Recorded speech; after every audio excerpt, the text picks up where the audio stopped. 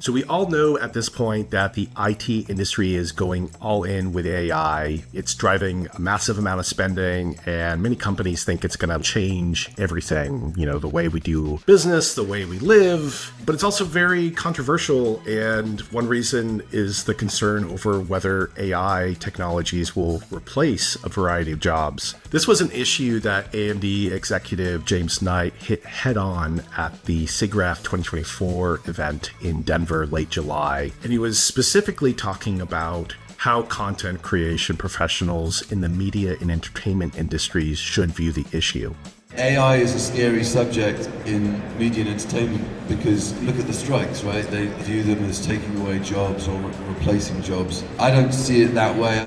James is, of course, referring to the strikes against Hollywood studios last year that were held by the Writers Guild of America and SAG-AFTRA, or Screen Guild of America. Both of those strikes, the impact of AI on creative jobs were a top-cited issue, and both unions ended up with new contracts that addressed the use of AI technologies with respect to writing and acting jobs. But instead of viewing AI as a threat to the jobs of content creation professionals, James said he thinks such technologies could be a boon to their work.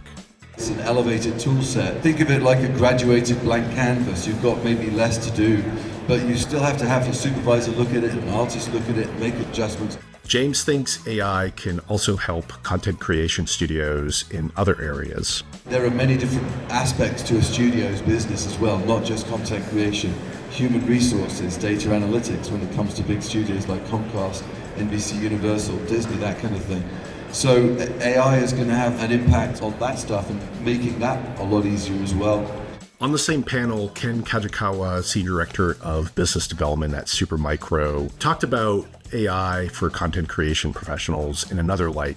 He was talking about how other companies haven't yet solved the issue of image-to-image generation in terms of having the right systems to enable those kinds of workloads. Some of the challenges that we're seeing on the Supermicro side is everybody's familiar with text-to-image on AI, but nobody's really tackling the image-to-image generative AI solution, and more importantly, image-to-image 3D and image-to-image 3D 4K. So by working with AMD and working with River Pro, we're able to actually increase the output of the workflow so that we're able to enable studios to have that 3D 4K output using generative AI. It's a game changer in terms of my video game background and some of the film work that you're doing. I think James and Ken both had good points to make, but I think the debate over the impact of AI on jobs and what we should use it for is definitely far from over.